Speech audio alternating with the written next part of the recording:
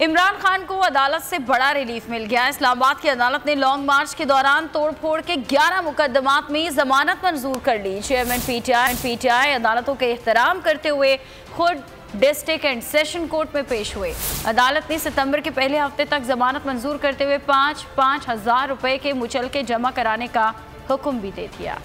हुकूमत के हथकंडे फेल, अदालतों से इंसाफ की फरहमी जारी। इमरान खान को लॉन्ग मार्च तोड़फोड़ के 11 में से 11 मुकदमात में जमानत मिल गई। चेयरमैन पीटीआई कानून के एहतराम करते हुए इस्लामाबाद की सेशन अदालत पहुँचे। इमरान खान के खिलाफ इस्लामाबाद के मुख्तलिफ थानों में 16 मुकदमात दर्ज हैं। 5 मुकदमात में इनकी जमानत पहले ही मंजूर हो चुकी है। वकील बाबर अफवान ने अदालत को बताया कि इमरान खान के खिलाफ एक ही नौयत के 16 मुकदमात हैं। इस्तदा है चेयरमैन पीटीआई की जमानत मंजूर की जाए। अदालत ने सितंबर के पहले हफ्ते तक अबूरी जमानत मंजूर कर ली। इमरान खान को 5-5 हजार के मुचलके जमा कराने का भी हुक्म दे दिया।